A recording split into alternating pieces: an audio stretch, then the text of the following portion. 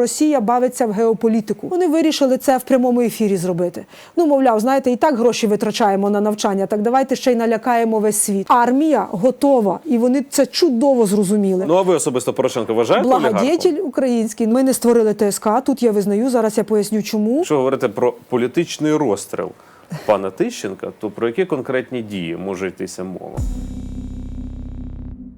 Мої вітання всім, хто разом із нами на Політеки. Я радий представити свою сьогоднішню гостю. Це народний депутат України з фракції «Слуга народу» Ірина Верещук. Пані Ірино, доброго вам здоров'я. Доброго дня. Пані Ірино, скажіть, будь ласка, як ваш настрій? Який може бути настрій в сьогоднішній момент, але тим не менше, конструктивно-позитивний. Ну, я не знаю, наскільки конструктивний настрій у Миколи Тищенка з огляду на останні події, буребні святкування дня народження його дружини. Я думаю, що ці всі кадри вже бачили абсолютно всі люди, які цікавляться політикою, зокрема, які цікавляться і життям Миколи Тищенка. На превеликий жаль, я думаю, що ця тема стане обговоренням, зокрема на фракції «Слуга народу», тому що ваш колега по парламенту, людина, яка особлює президентську партію, отак пишно гуляє в пік карантину в центрі столиці. Що ви, зокрема, про це думаєте?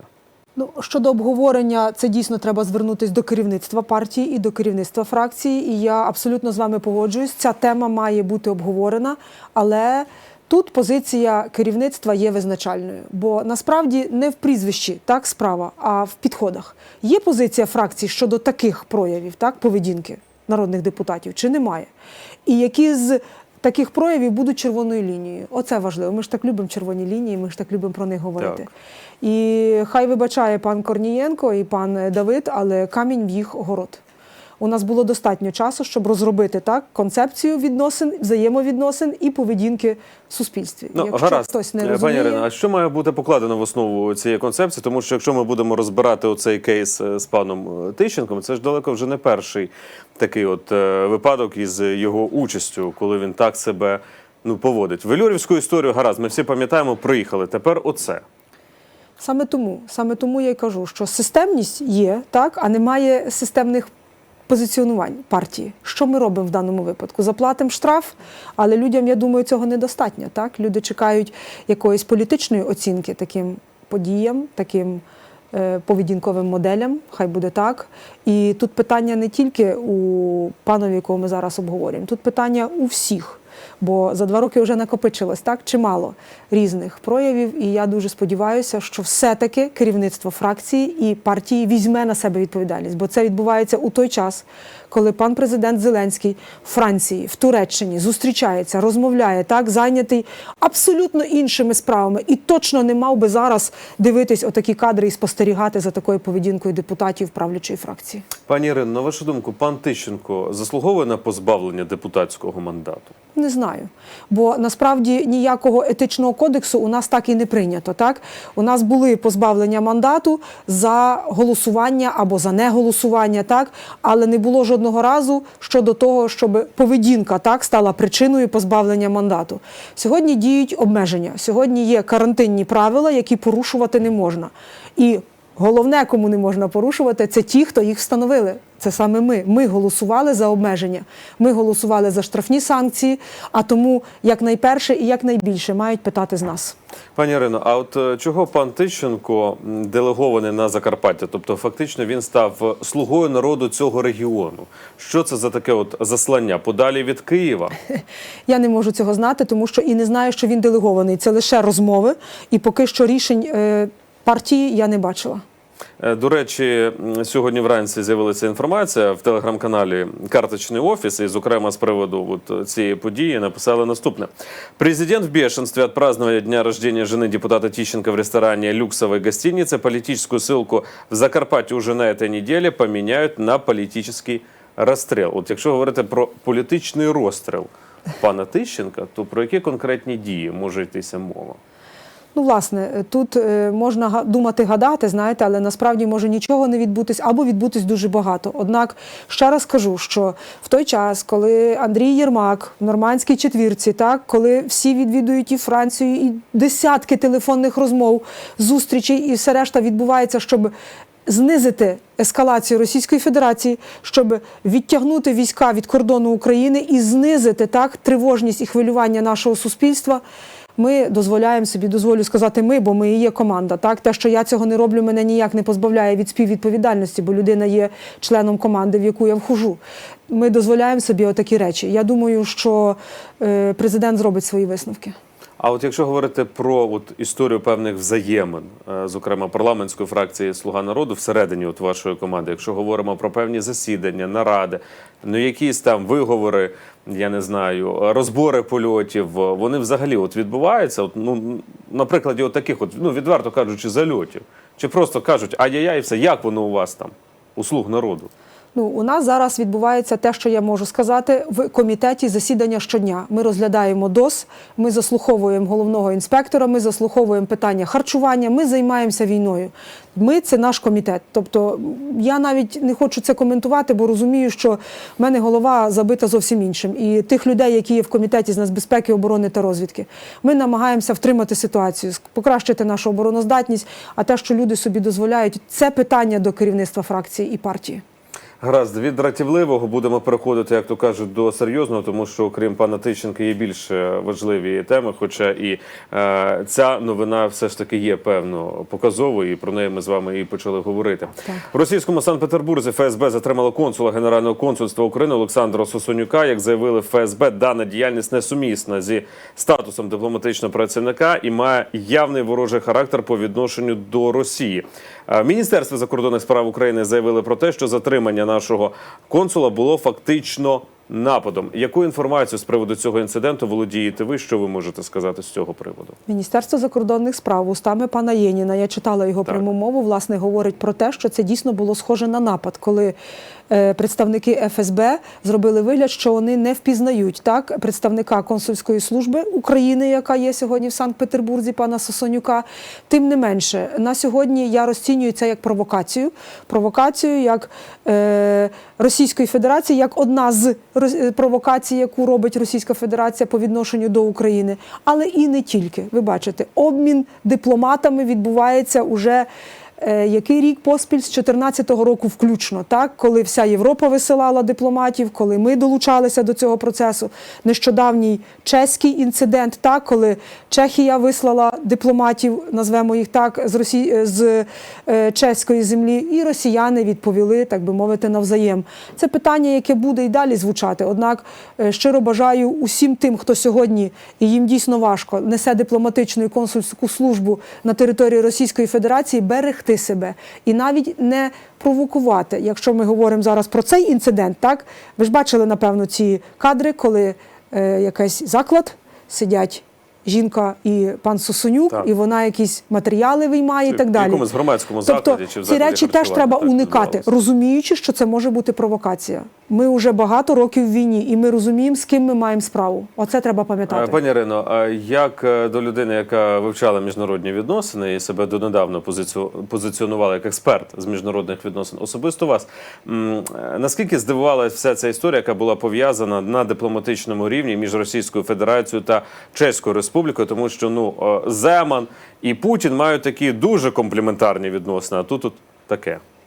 А якщо підрив складів і дійсно є інформація, і дійсно потім двоє з них, які були зафільмовані, які були зафактовані їхньою поліцією чи їхніми службами спеціальними, і ми їх бачимо в Солсбері, і вони ідентифіковані, що тоді робити? І коли слідство прийшло до того, що це саме Російська Федерація, і через неї було зроблено і напад на власника зброї, зброярні, яка мала місце у 2014 році. І сьогодні, звичайно, це наслідки такої політики Росії по відношенню до усього західного світу. І я вважаю, що така активна протидія тому, що відбувається сьогодні навколо українських кордонів з боку Російської Федерації, я зараз говорю про європейську спільноту, про Канаду, про Великобританію, про США і Європейський Союз, включно з країнами НАТО, саме і є усвідомленням Заходу, що насправді і хто насправді є Російська Федерація для цивілізованого світу, не лише для України. Так коли Російська Федерація, на вашу думку, почне нести відповідальність? Вона вже несе.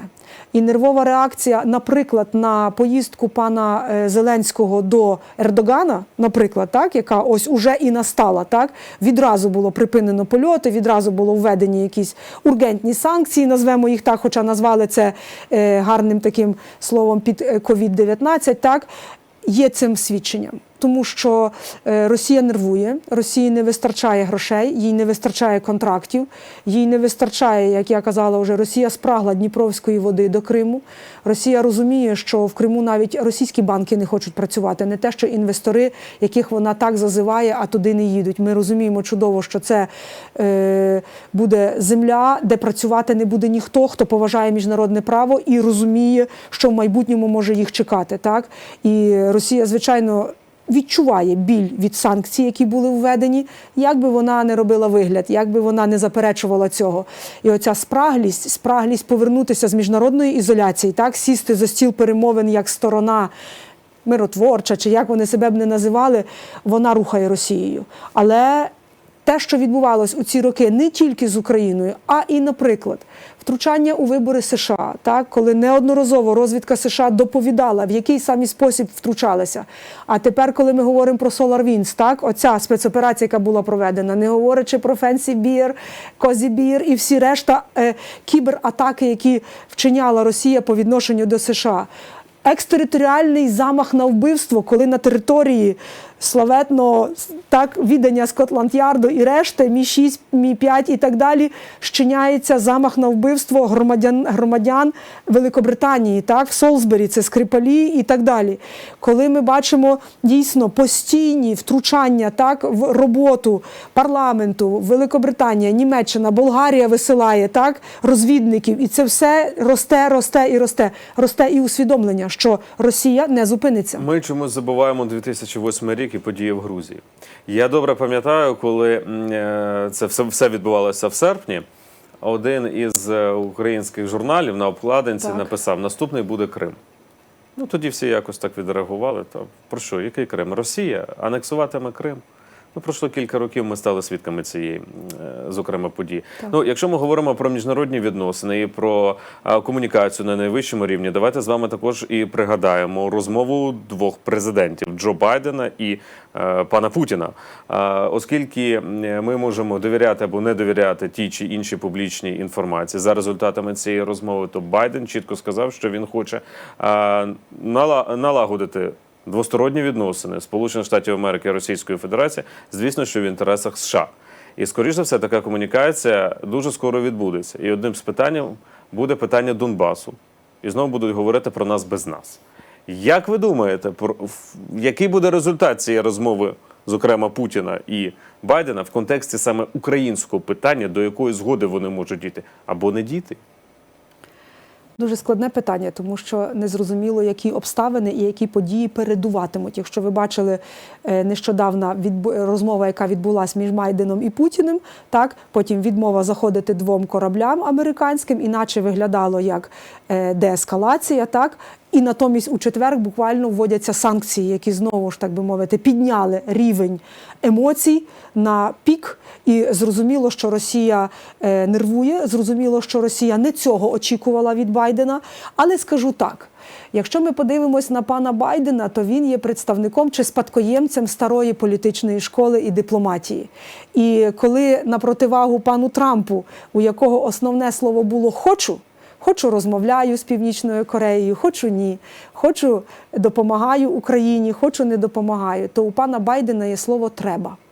От він чітко розуміє, що потрібно зробити для того, щоб ескалація не зростала, для того, щоб Європа і ті країни, які вважаються союзниками і партнерами, зараз я цитую так заяву, стейтмент, який було зроблено, власне, відчували себе в безпеці або принаймні у тому, що США їх не залишить наодинці з Росією. Ми ж чудово розуміємо, що Росія бавиться в геополітику. Бавиться, я собі дозволю таке недипломатичне слово, тому що це не є робота. Це є загравання, це є постійна гра нервів, так? Бряцання зброєю, будування якихось потьомкінських сел, які вони намагаються так видати за свої посилені з'єднання, дивізії, бригади, як вони там Псковська, Воронежська і так далі. Насправді все всім відомо. І те, що може Росія з своїм ВВП, і скільки вона може виділити на озброєння і на гонку озброєнь, і те, що може Китай, і те, що може, звичайно, США. В даному випадку ми не є у цій гонці озброєнь, ми не є у цьому конкурентному середовищі суб'єктом. Але я вам скажу, можливо, це комусь не сподобається. Якщо не суб'єкт, об'єкт? Ні, але я вам скажу, що в даному випадку нам і не потрібно бути. Ми миролюбива республіка, яка хоче жити на своїй землі.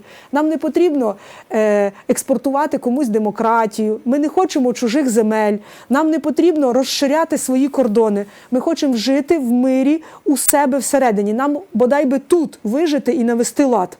Тому великі держави – це великий рівень, так, перемовин, діалогу і дипломатії, а ми як держава, як республіка, на рівні з Польщею, на рівні з Румунією, зі всіма решта, маємо формувати свій республіканський уклад і світогляду, і політичного врегулювання. От і все. Чи погоджуєтесь ви, пані Ірино, з твердженням, що Україна – це миролюбива республіка, як ви сказали, якій відверто не пощастило з північним сусідом в силу історичних причин?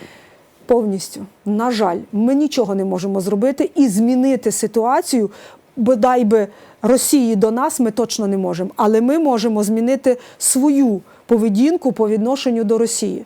До речі, я переконана, що, як нам кажуть, так, треба будувати стіну, а насправді цю стіну будує Росія.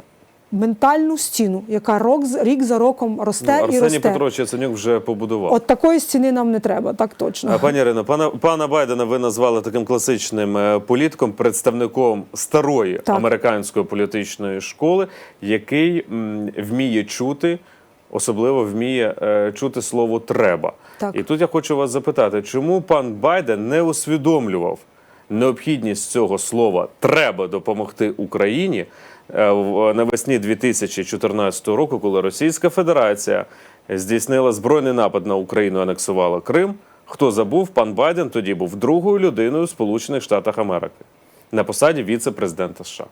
Бо працювала система перезагрузки, як ви пам'ятаєте, яку ще пані Хіларі Клінтон розпочала, натискаючи кнопку з паном Путіним. Бо працювала система умиротворення, коли думали, що Путін на це не здатний, що в сучасних умовах, так, стримувань і противаг, коли економіки настільки взаємопов'язані і інтегровані одна в одну, ніхто не зможе напасти на суверенну державу, так, сусідню чи навіть там десь подалі. Але приклад Грузії теж мав би бути наочним, так? Коли напав і зробив це зухвало на очах у всього цивілізованого світу. На жаль, не вивчили уроки. Або, я дозволю собі, ви ж казали, що я в минулому міжнародник, експерт, або недооцінили загрозу. Недооцінили розвідки, які мали б дооцінити. Зараз вони це визнають.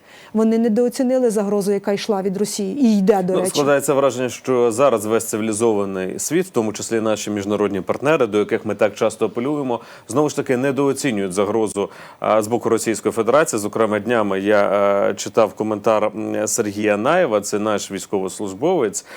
Посаду я дослівно не пам'ятаю. Він сказав, що Збройні сили України мають готуватися до того, щоб дати відсіч Російській Федерації, особливо не сподіваючись на підтримку міжнародних партнерів.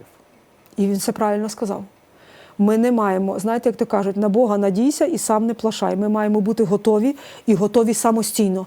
А все решта це лише буде, знаєте, подячним бонусом, що називається. Тому тут він абсолютно правий. Нас врятує лише наша армія і наша згуртованість, наша здатність до опору. І Путін має це відчувати. Гаразд, тоді в контексті цього, як можна тоді прокоментувати слова президента України, Верховного Головнокомандувача Володимира Зеленського, який у Франції заявив, що на сьогодні найсильнішими є не ті країни, які мають зброю, а ті, де є вакцина? Це його цитата? Так, це слова Володимира Зеленського. Вакцина від цієї зброї, напевно, він мав на увазі. Ви ж не думаєте, або що він вакцина говорить... від коронавірусу. Та ні, я не думаю. А яка тоді логіка? Я думаю, що він має на увазі саме громадянське суспільство, яке буде опірне. Не ті, хто мають зброю. Я, до речі, погоджуюся. Давайте будемо дискутувати, бо я точно не знаю контексту, в якому було сказано ці слова, саме ці слова. Але в будь-якому випадку, повірте, що сильними не є держави, і ви, напевно, зі мною погодитесь, у яких є багато танків, правда? Наприклад, там, чи зенітно-ракетні ракетних установок. Насправді сильні держави, які Треба мають вміти ними людський користуватися потенціал. ще, так, і людський ресурс для цього Так. мати, щоб їх Так. використовувати. В контексті тої ситуації, яка наразі складається, зокрема, на українсько-російському кордоні, от днями глава дипломатії Європейського Союзу Жозеп Борель сказав, що Росія стягнула до українського кордону близько 150 тисяч своїх військових. Це найбільша чисельність військ, яку коли-небудь розгортала Російська Федерація. Зокрема, це все відбувається напередодні звернення Володимира Путіна до федеральних зборів, яке буде 21 квітня. Це яка мета? Це спроба психологічного тиску? Яку мету переслідує Російська Федерація? От, здійснюючи такі кроки, я запитую тут уже вас як військового, а не як експерта міжнародних відносин і навіть народного депутата. Я думаю, що Росія в даному випадку скористалась своїми запланованими стратегічними навчаннями, які вона і так планувала зробити, але вирішила використати так цей момент, бо в них вони на квітень були заплановані. Там, до речі, більше 4 тисяч навчань. Тобто і з пересування, і бойове злагодження, одним словом, багато, 101 полігон тільки буде зайнято в даному випадку. Вони вирішили це в прямому ефірі зробити. Мовляв, знаєте, і так гроші витрачаємо на навчання, так давайте ще й налякаємо весь світ. Давайте похизуємося. Так, давайте похизуємось, давайте ми покажемо. Ви бачили, зброя не зачохлена, так, ми ж бачили ці всі пересування в білий день, всі відео роблять, скидають в YouTube, скидають в телеграм-канали. Зрозуміло, що це було зроблено спеціально. І міжнародні ЗМІ це фіксували. Я розумію, тут прекрасно, навіть допустили пані Ірино, міжнародні ЗМІ. А що якщо б Російська Федерація була проти такого зафільмування, то точно б не дозволили підійти близько до наметових містечок, до розташувань і так далі. А отже, тобто, хотіли показати велику і гарну картинку. Показали. Ні на кого це особливо враження не справило, тому що марсоходи так бороздять простори Вселенної, і ми на сьогодні бачимо, що насправді не кількістю танків сильна держава, а люди, які є заможними, люди, які є самодостатніми і професійними, власне, в даному випадку, коли ми говоримо про сили оборони. І тут Росія, так би, як то кажуть, дала маху. Європа вирішила, що вони не будуть чекати до того, поки Росія почне, як вони завжди це називають, маленькою побідоносною війну. А відразу зреагувала. Ви бачили, що реакція Європи, на відміну від 2014 року, була адекватною і вчасною. Путін зупинився. Вони сіли в нормандській четвірці розмовляти. Вчора розмовляли, сьогодні розмовляють. І я сподіваюся, таки режим припинення вогню буде дотримано. І ми знову повернемося до цього протоколу, так, коли механізм буде чітко закріплений підписами Російської Федерації в тому числі. І на сьогодні Росія, можливо, хотіла заміряти так рівень страху, і вона побачила, що страху жодного немає. Ми 7-й рік в війні. І люди остерігаються, люди хвилюються, особливо ті прифронтові території, так, або південний напрямок. Але в будь-якому випадку армія готова, і вони це чудово зрозуміли. Крім того, червоні лінії, які поставила Європа, чітко, так, коли міністри закордонних справ, зустрічаючись з Кулебою, сказали, червоні лінії мають бути до того, щоб Росія знала, що її кожен крок в сторону України, так, наступальний, буде мати наслідки. І я думаю, Росія це добре почула. Російська Федерація продовжує приступати через ці червоні лінії, які постійно фіксуються. Зокрема, про певні червоні лінії казав і Еммануель Макрон після зустрічі з Володимиром Зеленським. І також там була така от заява, що Макрон збирається зателефонувати Путіну і говорити знову ж таки про широкий спектр тем. Звісно, що і про Україну йтиметься. До речі, от щодо візиту пана Зеленського до Франції, не можу вас не запитати, як ви оцінюєте якийсь практичний результат, якщо він, звісно, що є від цього візиту? Тому що Зеленський, коли виступав уже перед представниками ЗМІ, вже після цієї зустрічі, там лунало таке слово, як кластери. Кластери, можна своєрідний хештег було б фіксувати. Що таке кластери взагалі? В контексті Донбасу. Поясніть нашим глядачам. Найперше те, що які результати так було досягнено. Власне, першим і дуже важливим результатом це засідання 19 квітня радників у нормандському форматі. І питання безпеки стоїть першим. Ми не обговорюємо кластери, допоки питання безпеки, тобто встановлення стійкого режиму тиші, не буде виконано сторонами, тобто Російською Федерацією. І я вважаю, це вже досягнення. Тепер питання щодо кластерів. Так, це запропонована модель Німеччиною і Францією про читання Мінських угод. Ми ж прийшли в тупик. І насправді, що би ми не робили, так, як би ми не пояснювали Росії, що ми не можемо внести зміни до Конституції щодо особливого статусу, і ми не можемо собі дозволити провести вибори без виборів, тобто коли ми не контролюємо території, не контролюємо ЦВК, не контролюємо бюлетні і так далі, Росія на це не йшла. Отже, зараз було запропоновано прочитати, а натомість і виконати Мінські угоди саме так, щоб це було взаємоприйнятно сторонам, тобто нам і Російській Федерації. Подивимось, до чого приведуть такі кластери. Пані Ірино, чи правильно я вас розумію, що Російська Федерація повинна дати згоду на певну модифікацію або інакше тлумачення Мінських угод? Так. Ну, Російська Федерація, ви ж розумієте, такої згоди може і не дати, і не даватиме, і не дає. Але це пропозиції, які є на столі. І тут якраз треба сказати дякую Німеччині і Франції, безпекові питання є передовсім. Тобто ніхто не говорить про виконання політичної частини Мінських угод до того часу, поки не буде безпекових питань виконано. І нас троє, Німеччина, Франція і Україна, проти однієї Росії, яка одна, яка не хоче миру і не хоче мирного врегулювання. І побачимо, хто кого переможе. Але тут без Америки не обійтися. Без тиску, без санкційного тиску і, що казати, без діалогу. Ви питали мене, буде зустрічатись Байден з Путіним? Так, хай зустрічаються. І хай тоді пан Байден допоможе Росії зрозуміти, що саме вона має зробити. Цікаво, коли Байден зустрінеться з Володимиром Зеленським. Я сподіваюся, що на 24 серпня, куди ми його і запросили на День святкування незалежності 30-ї річниці. Пані Ірино, от щодо кластерів, я зацитую те, що на сайті Офісу Президента зазначено за результатами зустрічі радників Нормандської четвірки. Зокрема, йдеться наступне. Сторони обговорили кластери щодо виконання Мінських угод та домовились продовжувати роботу над їх узгодженням. Водночас не вказується, що сторони про щось все ж таки важливе не домовились чи погодили якісь конкретні позиції щодо цих кластерів. Українська сторона заявила, що має пропозиції щодо вдосконалення функціонування режиму припинення вогню. Йдеться про більш сувору відповідальність за снайперські обстріли. І також пропонується у разі наявності загиблих у результаті обстрілів, щоб робоча група ТКГ з питань безпеки збиралась протягом 24 годин і ніхто не мав права відмовитись від цього. Так, це саме те, що я і казала. Ми сідаємо і обговорюємо безпекове питання. Режим припинення вогню. Які будуть наслідки для Росії, якщо вона буде його порушувати? А ви бачили, за буквально березень-квітень, з початку року, так, режиму припинення вогню, майже 30 людей, які загинули.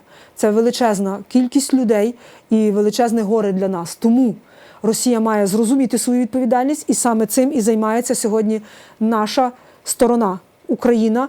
І, до речі, тут варто визначити, на відміну від 2014 року, коли закликали припинити вогонь з обох сторін, ви пам'ятаєте, коли казали, що обидві сторони і так далі мають бути співвідповідальні, то цього разу однозначно вина на Російській Федерації. Односторонньо припинити вогонь Росія. Тобто СММ ОБСЄ, всі решта засоби розвідки, які були задіяні, чітко бачать, хто у цьому є винен. Пані Ірино, але все одно відкритим залишається питання понесення Російською Федерацією відповідальності за ці дії. Це вже триває 7-й рік. Ви це також прекрасно розумієте. І у нас є розроблений законопроект, такий, який так і називається «Про відповідальність», там, де ми вже, поки що в комітеті, але розглядаємо можливість відповідальності Російської Федерації за такі дії. Це важко, це через суди, це треба доводити, це треба час, це треба гроші, але це можливо. Пані Ірино, щодо законопроекту, нещодавно президент Зеленський виступив з ініціативою законопроекту, який би регулював би діяльність наших олігархів, так званих. З дозволу сказати. Так, з дозволу, так. Шановних добродіїв, скажіть, будь ласка, як ви ставитесь до такої ініціативи і що має бути покладено в основу цього документу? Тому що, зокрема, деякі політологи, політичні експерти кажуть, що настільки якісно буде прописаний цей законопроект, і він може не дозволити балотуватися на наступних президентських виборах і брати участь в активній українській політиці Петру Порошенку, зокрема. А чому? А він олігарх? А він не олігарх? Послухати його прихильників і партію, та ні. Він просто... А ви особисто Порошенка вважаєте олігархом? Благодетель український, звичайно. Бо якщо є класичне визначення олігархії, то він є якраз хрестоматійним прикладом, як має виглядати олігарх, який досяг, до речі, влади. Бо у нас є... скажімо так, олігархи, хоча я не люблю це слово, але тим не менше, які не є безпосередньо у владі, так?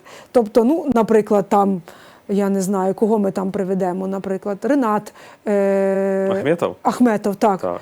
Він ж не є безпосередньо в парламенті, він ж не користується так всіма правами опозиції і тієї людини, яка захищена політичним індемнітетом. А пан Порошенко Йому це не користується. потрібно, я думаю. Можливо, і так, я не буду сперечатись. Але насправді ідея цікава. Хоча як її виписати так, щоб вона була робоча, і головне, щоб це застосувати безсторонньо, бо я дуже не хочу, щоб ми влаштували полювання на відьом, так, щоб нам потім закидали і в міжнародних судах пан Порошенко, маючи гроші на дорогих адвокатів з Російської Федерації, відстоював своє право балотуватися, називаючи себе попросту меценатом і порівнюючи себе з гетьманами, а не з простим олігархом, який заробив, перебуваючи у владі, мільярдні статки. А отже, тут, знаєте, треба тримати баланс.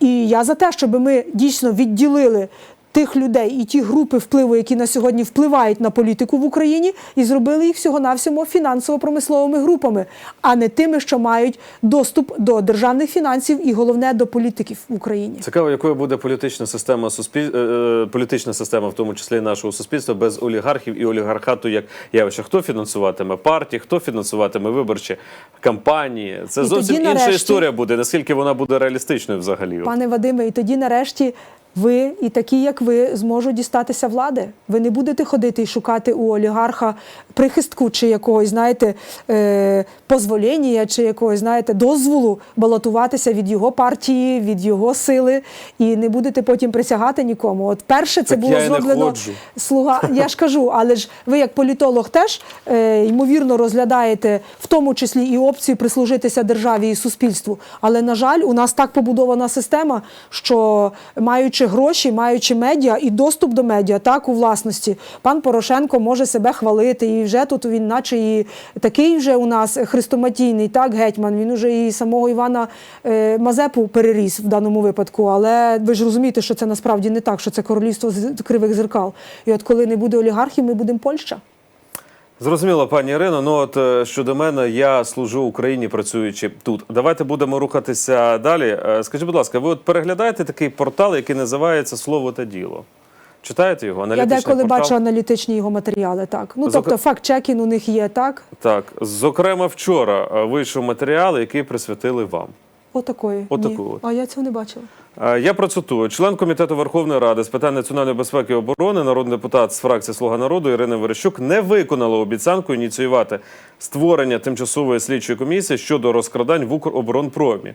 Згадану обіцянку політик дала ще у жовтні 2019 року, нагадує про це «Слово і діло». Цитую, ми будемо ініціювати ТСК саме з цих питань розкрадання 2014 року, тоді сказали. Ви журналістам у кулуарах Верховної Ради, про це пише аналітичний портал «Слово і діло», і вони додають, за 1,5 року, станом на 19 квітня 2021 року, ані Іриною Верещук, ані однопартійцями не було ініційовано створення ТСК з питань розкрадань в Укроборонпромі.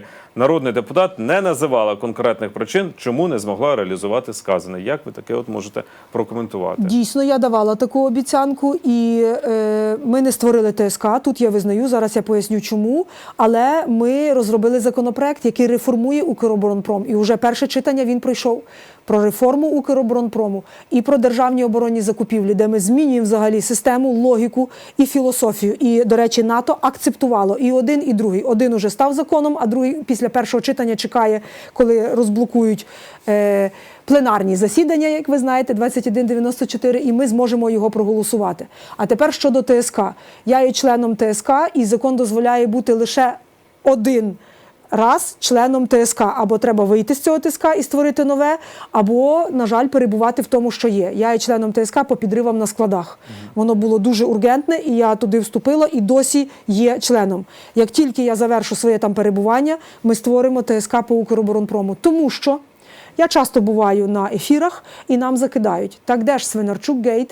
Де ж доведені, так, Пашинський і всі решта, в тому числі Порошенко, Ленінська кузня, де ж ці контракти, які так вбивчо діяли на нашу армію своєю неякісною продукцією або невиконанням. І це дійсно має місце. І я погоджуюсь, слово і діло, дякую, що нагадали. Так, а щодо тих осіб, які розкрадали, займалися розкраданням корупційної складової в Укроборонпромі, яка їх тоді доля і перспектива? Це найбільше цікавить суспільство. Ну, ми зараз говоримо лише про ті прізвища, які на поверхні, тобто голосні прізвища. Звичайно, що люди там відповідальність несуть, є такі, що вже і притягнені до відповідальності.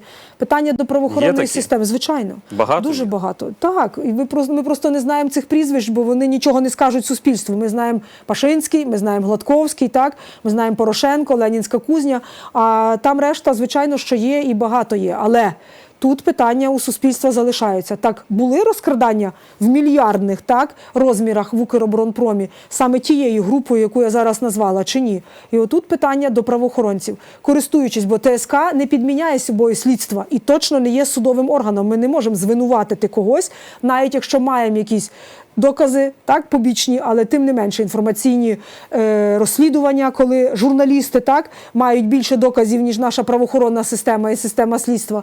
А отже, я дуже сподіваюся, що нас зараз чують правоохоронці, які займаються саме розкраданнями в Укроборонпромі. Суспільство чекає. Пані Ірино, я вже не пам'ятаю, в контексті якої теми ми з вами обговорювали от такий функціонал тимчасових слідчих комісій. І я тоді вже наводив цитату одного з досвідчених народних депутатів, який працював парламентарем багатьох скликань, який сказав: якщо хочеш поховати в стінах парламенту якесь питання, то необхідно створити ТСК.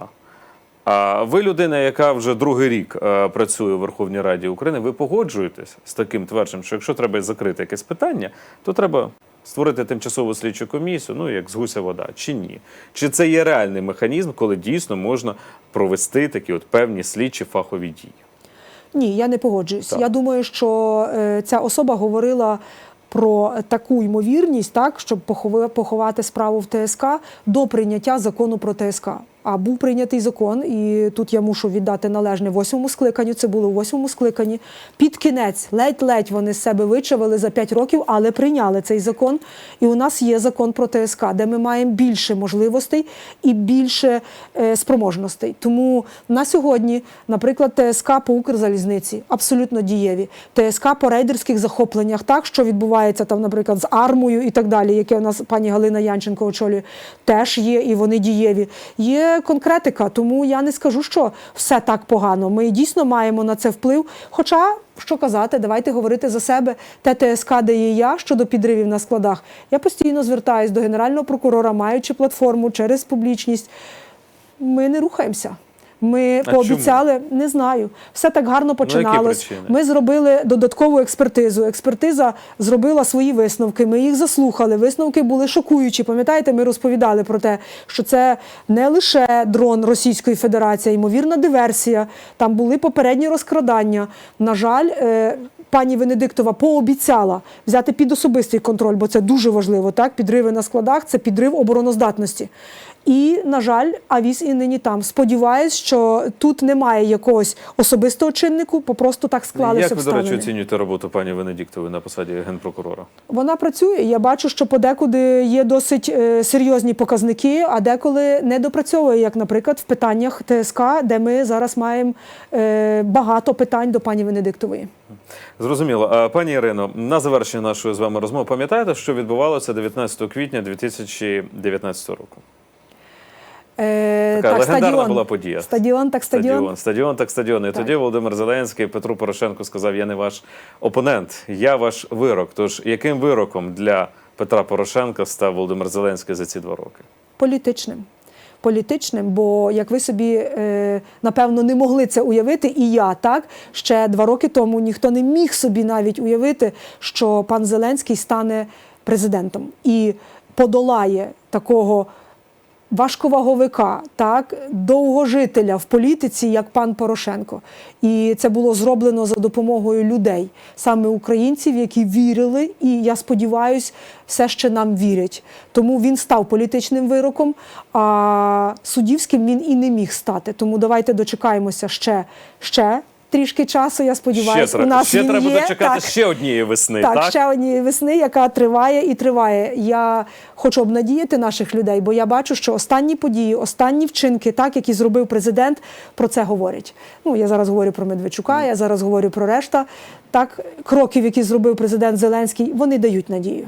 Я думаю, що більшість прихильників Володимира Зеленського, які його підтримували 2 роки тому, і коли слухали дебати, зокрема, оцей вже знаменитий крилатий висів Володимира Олександровича, сподівалися, що фактично його перемога на президентських виборах поставить хрест на кар'єрі Петра Порошенка. Але сталося не так, як гадалося. Петро Порошенко залишається активним учасником української політики. Він представлений у парламенті, його політична сила. Хочемо вірити ми рейтингам або не хочемо вірити, але Петро Порошенко входить до когорти топ-кандидатів на майбутні президентські вибори. Так працює демократія. Нічого не зробиш. Ми не Росія, ми не Північна Корея. Ми мусимо змагатись за виборця, ми мусимо робити так, щоб виборець нам довіряв. І це вже наша справа. Україна не Росія, писав колись Леонід Кучма. І слава Богу, що ми не Росія. Пані Ірино, я вам дякую за цю розмову. Ірина Верещук, народний депутат України з фракції «Слуга народу», була гостею нашої студії. Всім міцного здоров'я і до нових зустрічей. Бережіть себе.